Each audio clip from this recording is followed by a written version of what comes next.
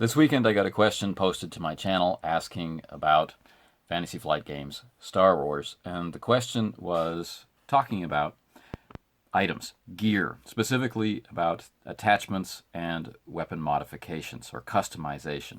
You can find how to do that in Chapter 5 of any of the core books. Now the question also referenced the person having heard that there was a difference between how it was handled in Edge and Age and Force and Destiny, and asked for my thoughts on how do you actually do this.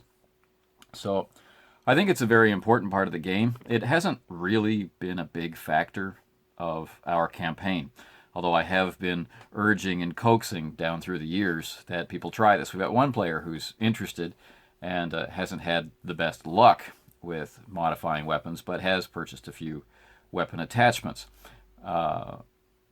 Another character started out early on with adding attachments to his weapons, but has moved away from it over time. So that's kind of interesting to me. Well, the system itself is quite basic.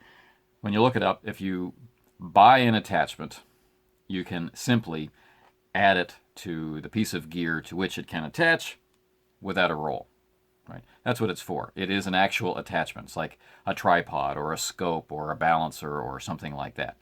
It was designed to go on to that piece of gear. So the real challenge for attachments is finding a vendor and having the credits to be able to buy it when you want it. There might be an issue of rarity. There might be bad blood between you and the people who sell that kind of thing. It's hard to say. Your other option is, of course, to seek out a tech, such as what we see in special modifications, and have someone design the attachment for you. And there are rules for creating found in there. But at the end of the day, you purchase an attachment, you attach it to the piece of gear, and you are done. Where the system is involved is with modifications or customization of these attachments. Now, each attachment, and they're in a list in Chapter 5 and in the career source books and in other places, they have listed modifications that they can accept, such as a damage mod or adding a talent or other, that has some other special ability. So you might find that it's listed as having 2 available damage modifications, which means that thing can be modified 2 separate times to increase the damage by 1. So if you're successful both times, the damage will be increased by 2.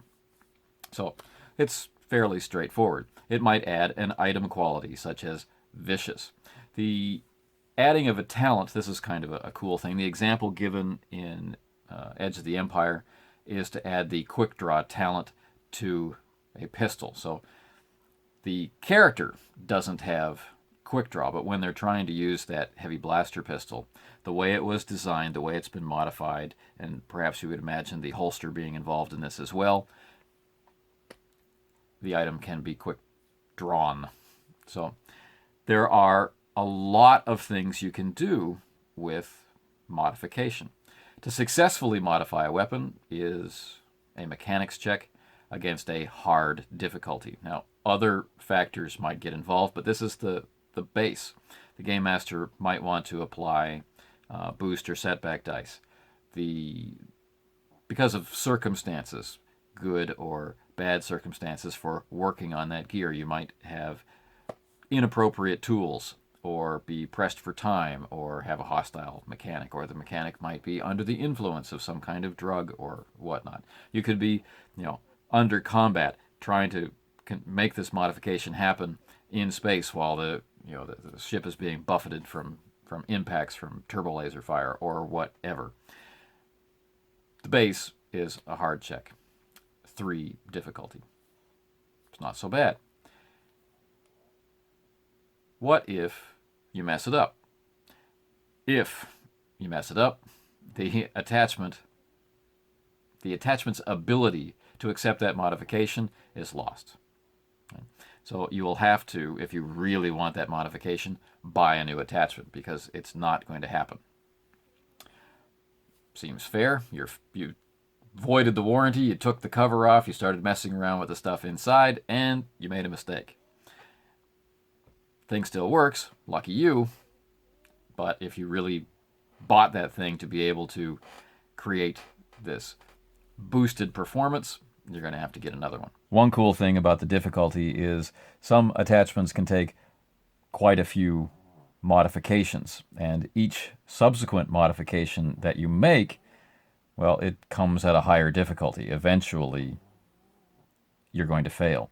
If despair shows up, then the attachment is ruined. So, something with which to take care. I like that level of detail. I've hung around a few like backyard mechanics in my time, and colorful swearers. There has to be a reason why. Now, is it different between game lines? No. The customization or modification system is the same in all three. But what has developed since then, and you can find it in Endless Vigil, right?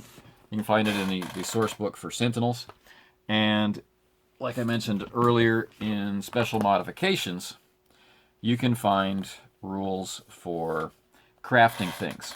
Now this is covering normal gear, like attachments to just about anything, creating droids and making your own tools and yada yada yada. So what does this system really cover? It covers the design process and the iteration process and then the production process, and gives you benchmarks for how you would spend advantages and threats and despair and triumph in that process to make things interesting and give the resulting creation some character. That system reappears tuned for lightsabers in Endless Vigil. So it focuses on,